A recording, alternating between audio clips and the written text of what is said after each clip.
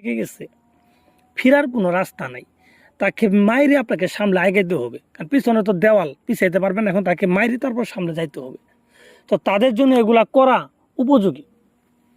কিন্তু অযথায় ফাইজলিমি মস্কারা করে যদি এগুলা করেন, তাহলে এগুলা কিন্তু আরো উল্টা আপনার উপরে ইফেক্ট হবে। তো ভিউয়ার্স, যারা অ্যাকচুয়ালি বিপদে পড়ে গেছেন তারাই এগুলা করবেন।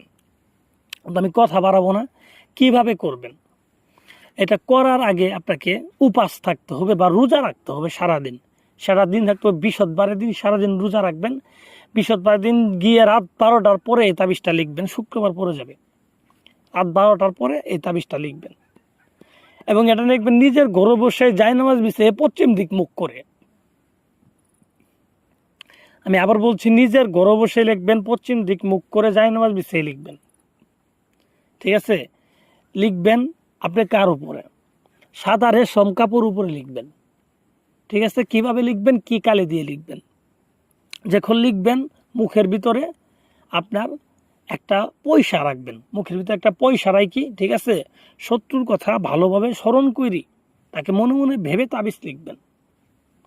এবং সাদা রেশম কাপড়ের উপরে আপনি কুমকুম আর লাল চন্দন আছে, লাল চন্দন আর কুমকুম, এই দুইটা জিনিস মিশ্রিত করবেন।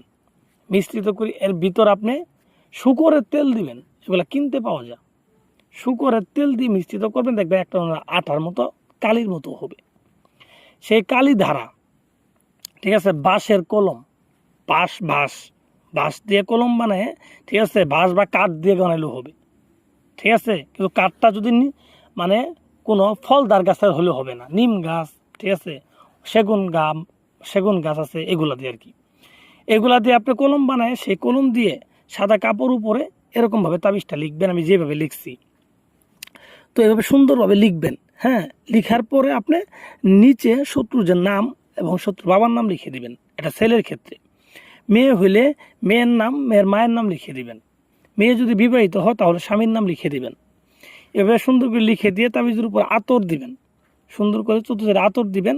আগরবাতির ধোঁয়া দিবেন, যে আগরবাতি সামলা আছে, আগরবাতির ধোঁয়া দিবেন তাবিজের ভিতরে। তাহলে তাবিজটা জাগ্রত হয়ে গেল।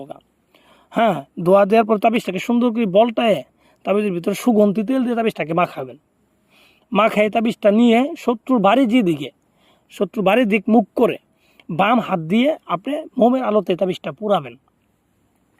তো আপনি একবারে একটা তাবিজে পুরাবেন। তাবিজ পুরানো শেষ, শত্রুর সাথে খতম। এখানে কোনো দ্বিতীয় কোনো অপশন নেই। ঠিক আছে? পরীক্ষিত ভাই, এগুলো মুখের চাপা না, পরীক্ষিত বিদ্যার চাপা।